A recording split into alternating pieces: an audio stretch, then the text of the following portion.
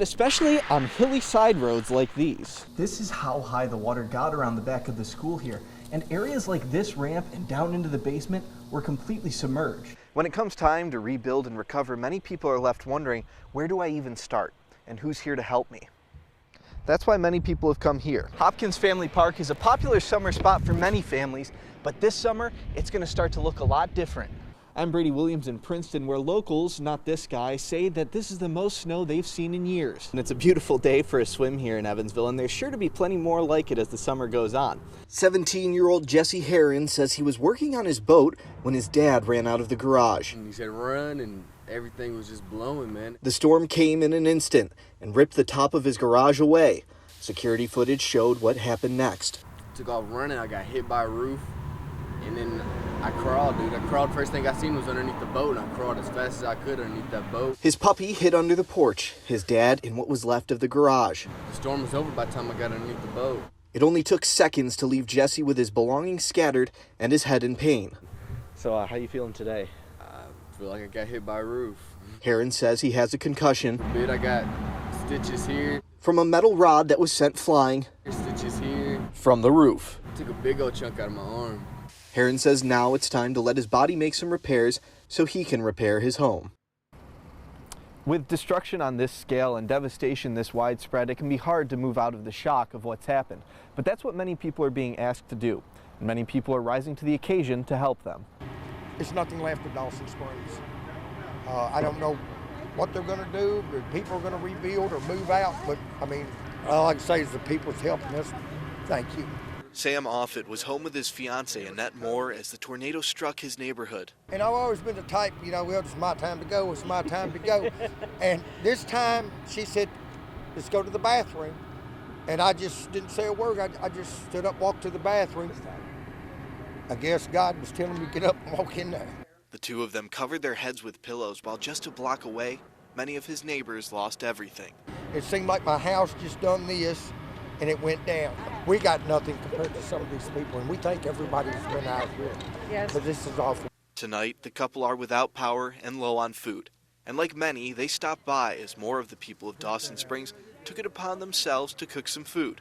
All across the county, Judge Executive Jack Whitfield says folks who have lost everything are donating their time, labor, food, and anything imaginable to keep their community alive. I love this community, and this community takes care of itself. Offit says as he and his neighbors have searched the wreckage, they've found ways to look out for others that they had never considered. And they went to check on a family member, and when they went back to their car, the tornado sucked the car up and it landed on top of them. They looked down and there was a little puppy under the car. So this here is a sign of hope to me. Hope that as the days and weeks go by after the storm, Dawson Springs can heal with each other.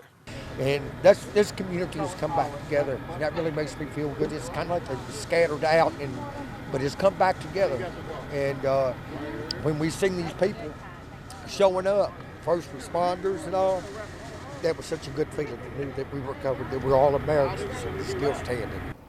It can be difficult to ask for help in times like these, but it's exactly what folks are asking you to do. If you've been affected in any way, they say there are plenty of food, donations, and opportunities for shelter that you should absolutely take advantage of. In Dawson Springs, Brady Williams, 14 News. This kid was the best thing that ever happened to me. Perfect, beautiful, always smiling, just happy. In the past week, Stephen Schaefer's life has completely changed. First, he lost his wife Braylon in a car crash last Friday on the Audubon Parkway. Injured in the crash, his 1-year-old son Weston was flown to Louisville for intensive care. But when Stephen arrived, the doctors had more bad news. It was such an unreal moment that somebody's sitting there looking at me, telling me that this is it. His heart kept beating, his lungs kept pumping, and he was relentless. He says after a while, Weston grabbed his finger and responded to his touch. I think Weston was kind enough to tell his papa goodbye. Once they did the test and they declared him to be, 100% brain dead, that little heart was still beating. Stephen's whole family was there to say goodbye. And they were all standing in that room watching that heartbeat, watching those lungs. And that's when I knew this was important. This is what he was supposed to do, and this is why we are all here. Inspired by Weston's strength, Stephen offered his son's body for organ donation. And the minute that everything went through, they told us that phone was going off. Hundreds of calls came in, all people eager for something that could save their children's lives, something Weston could provide. Like my little kid, my beautiful baby boy, he was a hero, dude. He got a medal. And